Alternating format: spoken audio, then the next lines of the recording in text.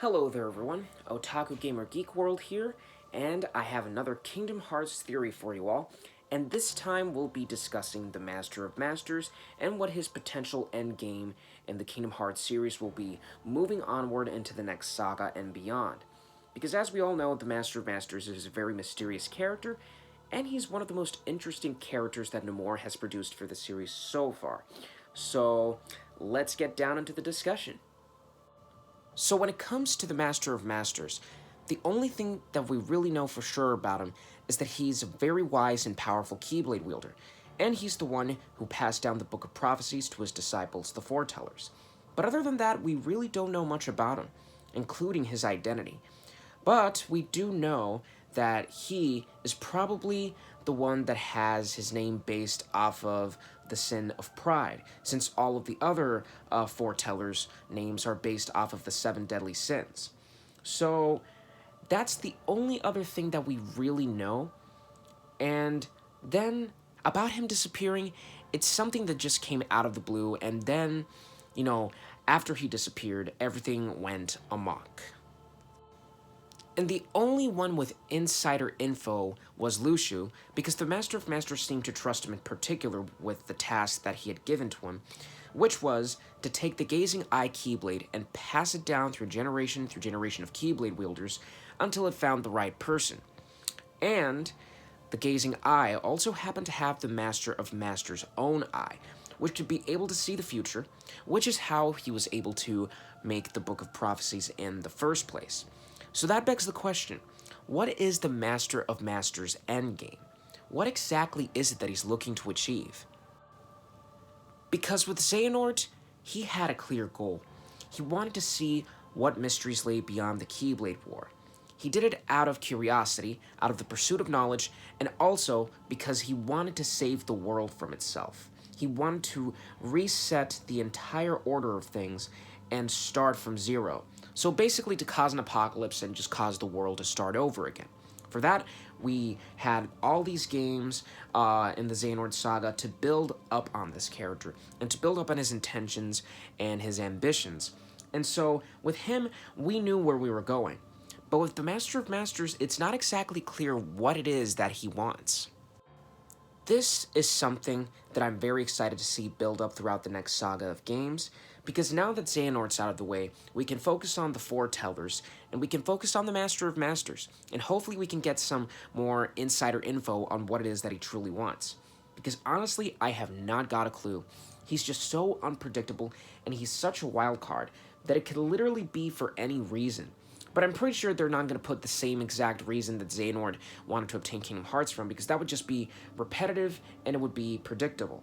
So, what could it possibly be that he's after? One thing that I'm thinking is that he's just probably doing all of this just for the sheer heck of it. Because there are villains that are like that have a one-track mind like that. He's probably just doing this just because it's fun, and just because he's excited of where all of this will take him. Because, as we've seen, he's a very, very goofy, very eccentric character. But he can get deadly serious when he wants to. So that's another thing that's very unpredictable about his character. But when it comes to one of the reasons, perhaps it really is just because. Because, I mean, what else would happen after he gets Kingdom Hearts? Would he just want to gain immortality? Would he just want to obtain some sort of new knowledge? Or is he simply just someone who wants to see how the future changes?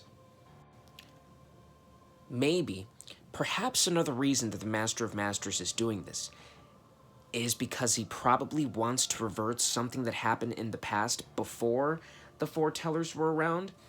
Because, like I had said before, we really don't know much about the Master of Masters' past.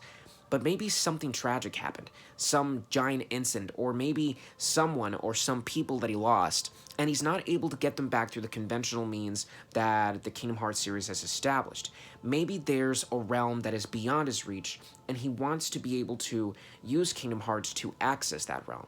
And perhaps it's also all a matter of the Master of Masters trying to use this just for personal gain, for some sort of personal goal. Nothing regarding the worlds, nothing regarding all of existence, just a really personal objective.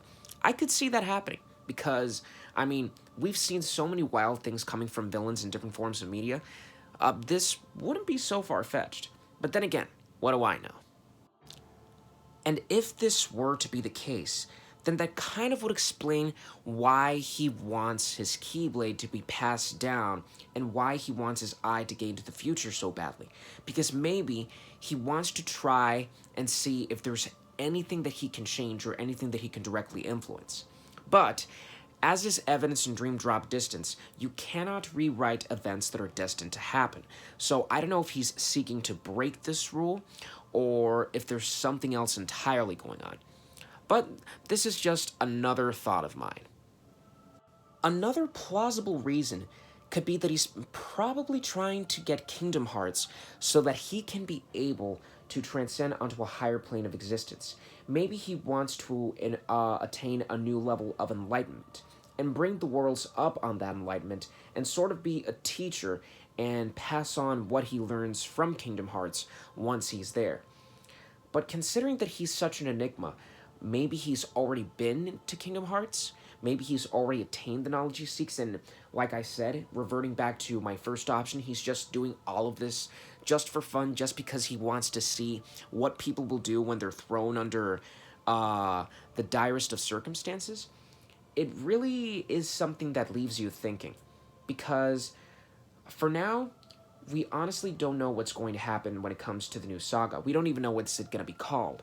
But we do know that the foretellers and the whole story of Kingdom Hearts Key is probably going to factor heavily into what comes now. I mean, it could be like HMK had been saying in one of his theory videos a few weeks back, that probably one of the names of this new saga could be the Lost Master Saga.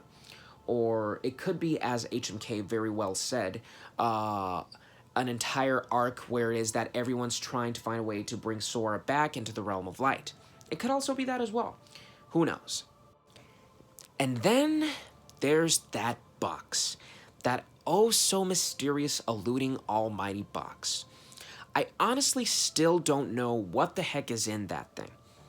Even though Nomura had said that apparently if you had caught on, most people would know what the heck is in the box. And even though I've played all the games and even though I'm caught up with the lore and everything, I honestly still don't know what the heck is inside there. Is it the Master of Masters' heart? Is it some sort of counterpart to Kingdom Hearts? Maybe some sort of failsafe in case the Keyblade doesn't work? I honestly don't know, and I'm pretty sure that's also going to be a big factor that weighs heavily on the next saga. Because, as far as we know, Maleficent and Pete are still searching for the thing. But as far as we know, based on the epilogue that we got in Kingdom Hearts 3, the box is in Lucio and the Foreteller's hands. So, we've yet to see what happens, so maybe the Master of Masters' goal is somehow tied to that mysterious box. Maybe there's something in there that he has to use in order to meet his goals and have his ambitions be realized. There's just so much mystery surrounding this, and I don't know if Yozora factors into this. I don't know if Yozora's world will have any sort of significant factor, because in the secret ending of Kingdom Hearts 3, we did see Sora, Riku, and the Master of Masters in the city in the world where Yozora is from. So, that's another thing to think about. And then maybe there's this other goal, but this one's a little far-fetched because maybe it would be too simple, is that maybe the Master of Masters is trying to unite all of the world lines.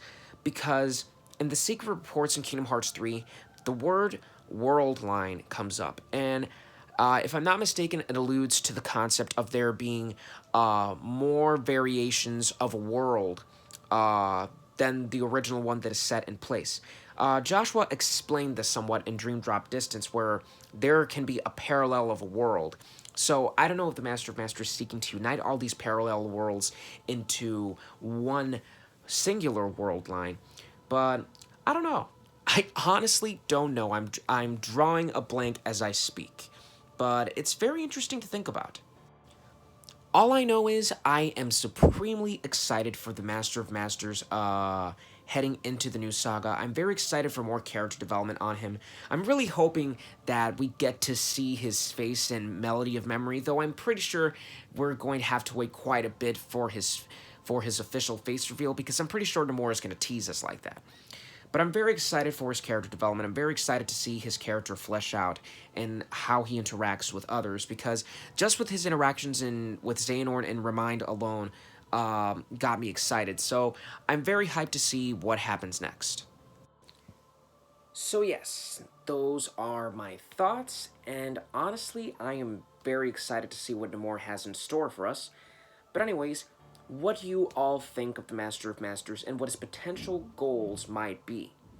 Whatever you think, let me know in the comment section below. And if you like the content that I produce, then feel free to hit the subscribe button.